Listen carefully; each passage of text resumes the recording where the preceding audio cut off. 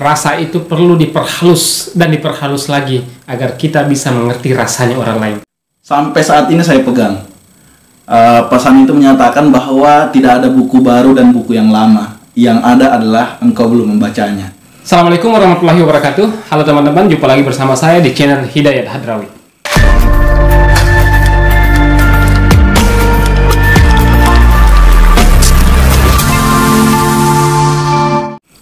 Oke teman-teman, pada kesempatan ini saya di kamarnya Bro Anugrah. Mumpun kita mau bongkar-bongkar bukunya. Di belakang saya ini ada banyak buku. Jadi kita akan cek bukunya satu persatu. Tidak semuanya sih, cuma sebagian. Ya Bro Anugrah, by the way ini bukunya beli sendiri nih.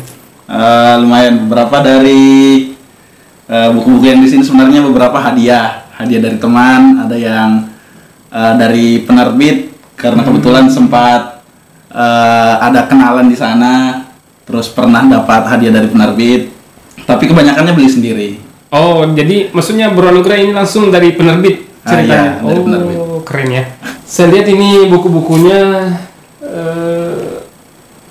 yang diantara semua buku ini Bro, yang paling berkesan yang mana? Kalau sebagian besar kan ini di kamar di sini buku-buku yang belum selesai semuanya dibaca, belum tuntas semuanya. Beberapa sudah tuntas, seperti ini misalnya, yang bulan ini tuntas baru sekian. Nah, kalau sudah tuntas begini biasanya dibawa pulang ke rumah. Oh, berarti Bro Anugrah punya perpus juga di rumah? Kalau dibilang perpus, mungkin belum cukup karena bukunya baru sekitar 1000-an lah. Wah, luar biasa. Belum bisa dianggap perpus lah. Termasuk kutu buku juga ya. Jadi, ini yang selesai ini baru-baru ya Bro? Ya, ini di bulan ini. Oh, bulan ini? Jadi bulan selama ini... pandemi ini, selama libur ya. Wah. Beberapa buku ini. Jadi, selama pandemi corona ini juga memberikan nilai positif bagi Bro Anugrah. Buktinya dia menyelesaikan banyak buku di bulan ini. Oke Bro, kira-kira untuk rekomendasi yang bisa dibaca untuk kalangan pelajar itu yang mana saja Bro? Kalau untuk rekomendasi sendiri sebenarnya kan bergantung keinginan masing-masing, fokusnya di mana, bergantung yang disukai yang mana, atau bergantung sama panutan kita itu sebenarnya siapa. Oh gitu. Nah, untuk saya sendiri sebenarnya untuk anak-anak muda sekarang itu sebaiknya itu lebih memahami kondisi sekitar. Nah, kalau untuk lebih memahami kondisi sekitar dalam artian pahami lingkungan, sosial, atau bahkan mungkin bagaimana pergolakan politik. Nah, kalau mau paham pergolakan politik terlalu jauh mungkin. Nah, untuk yang ringan-ringan saja dulu, kita coba pahami lingkungan sekitar kita.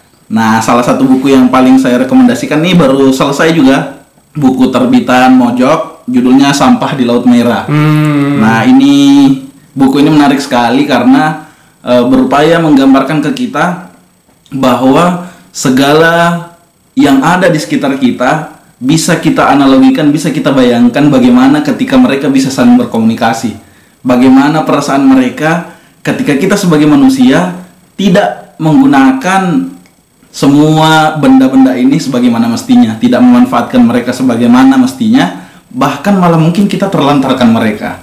Nah, buku ini tuh sangat menarik untuk dibaca, apalagi di kalangan milenial. Milenial ya. Oh, jadi dia membahas tentang sampah di laut begitu? Iya. Atau khusus untuk sampah saja atau secara umum dia berbicara? Sebenarnya di sini yang paling utama dibahas adalah tentang sampah plastik. Nah, di mana di sini juga dikisahkan tentang sampah ini kemudian mendapatkan semacam ilham entah siapa dia menyebutnya sebagai ilham, dia diberikan pengetahuan, dia diberikan pemahaman sehingga apa yang diketahui manusia juga dipahami oleh dia. Nah, maka dari itu dia naik derajat dibanding teman-temannya karena sampah plastik ini punya pengetahuan yang tidak diketahui oleh temannya. Maka dari itu kita juga kadang ketika membaca buku ini seolah-olah kita bisa tahu bahwa oh ya, sewaktu Nabi sebagaimana dikisahkan mendapatkan wahyu dari malaikat Jibril yang menyampaikan. Nah, kemudian di sini kita bisa analogikan bahwa si sampah ini juga mendapat ilham, dapat petunjuk dapat ilmu, dapat pengetahuan dari sang pemberi itu. Makanya dia naik derajat dibanding teman-temannya. Dari pengembaraan itu, dari pengetahuan itulah kemudian dia menjalani berbagai fase sehingga dia kemudian terlantar ke laut, lalu kemudian kembali lagi untuk dikelola dan menjadi sampah yang bermanfaat. Wow, keren ya bukunya, bro. Buku siapa penulisnya ini, bro? Mawan Belgia. Ini juga saya lihat unik ya, bro, caranya membaca buku. Dilihat teman-teman. Jadi memang apa yang istilahnya ini, bro, ini? Penanda sebenarnya. Oh, gitu. Keren ya.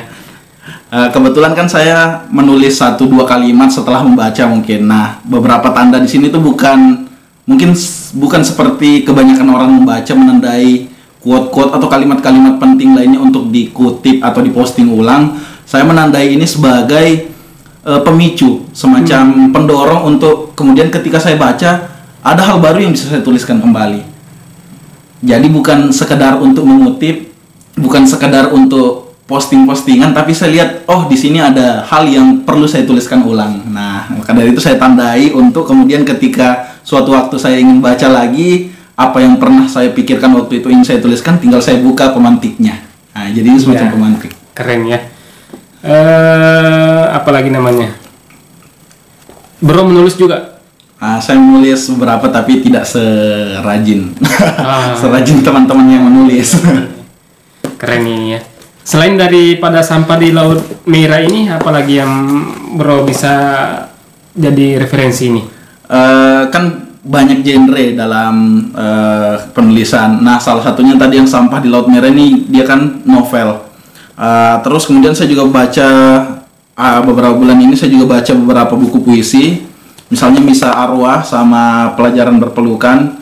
Misa Arwah dari Dea Anugrah dan itu menarik sekali. Jadi Bro Anugrah ini ternyata pengagum Dea Anugrah juga ya. Keren puisi-puisinya, Bro. Jadi sebenarnya ini kan Misa Arwah ini buku yang lebih dulu keluar dibanding buku-buku yang lain, tapi karena saya lebih dulu membaca bukunya yang keluar belakangan, nah baru kemudian sempat membaca Misa Arwah ini sendiri.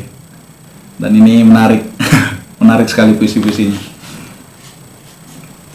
Jadi selain ini puisi, ini juga puisi, Bro?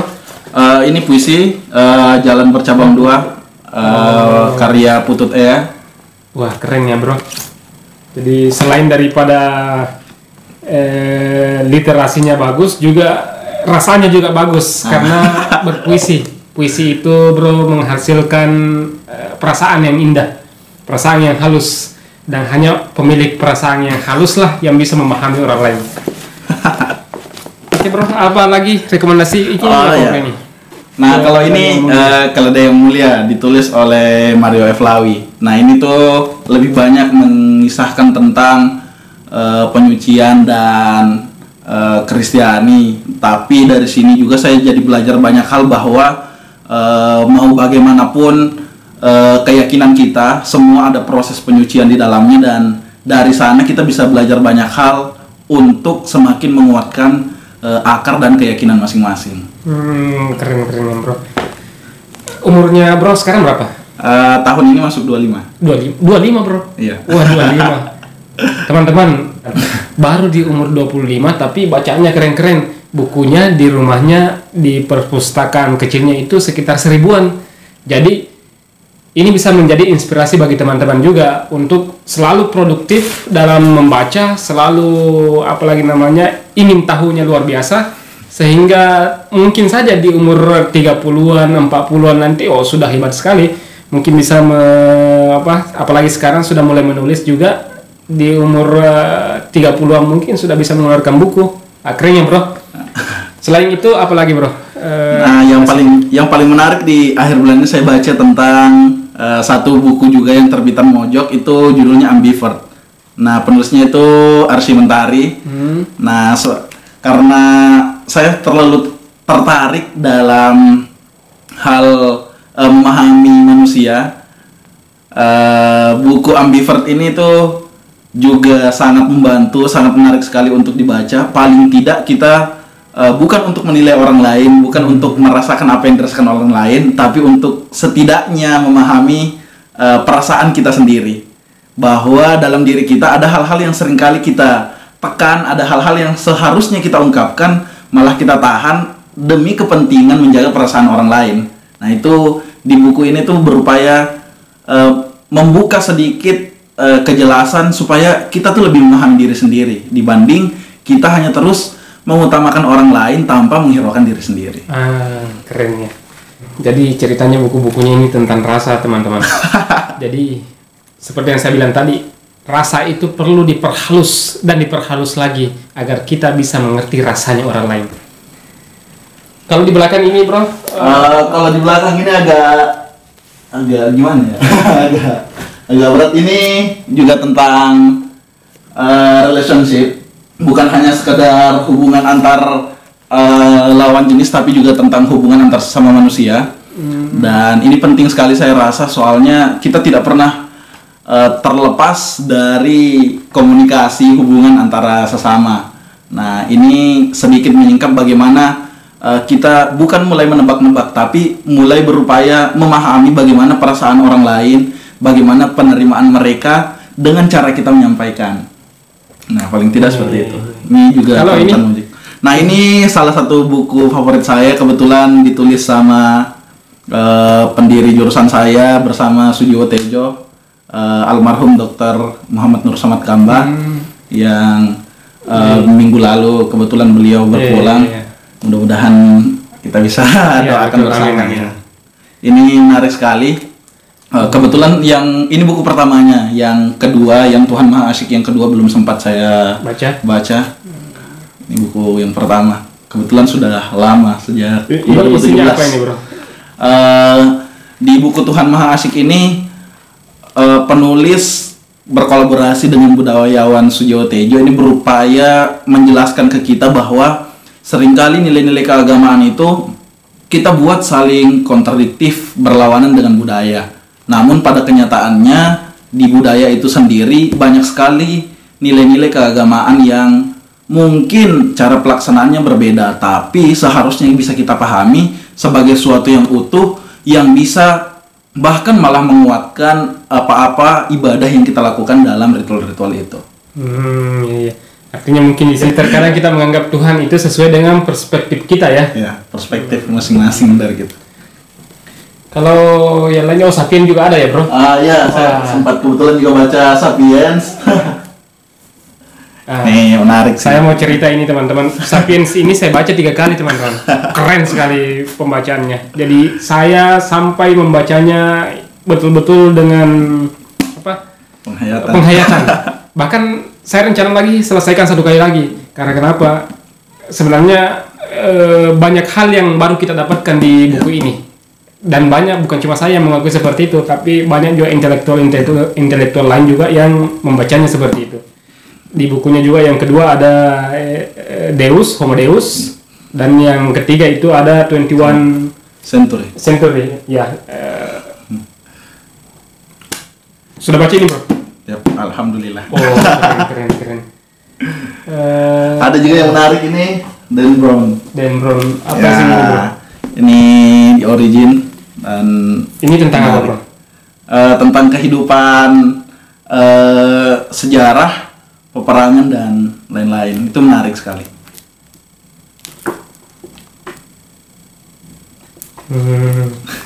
Iya, keren ya, bro. Jadi dalam menyiasati pekerjaan sambil membaca buku gimana itu, bro? Sebenarnya kan untuk membaca buku ini banyak sekali yang minta pendapat, minta pandangan.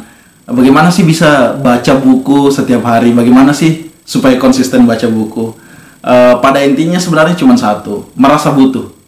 Oh, merasa butuh ya, bro. Nah, karena kalau kita tidak merasa butuh, mau bagaimanapun luangnya waktu itu bakalan terbengkalai, bakal ditinggalkan. Ya, kira-kira, bro, untuk pesan bagi pembaca pemula apa kira-kira?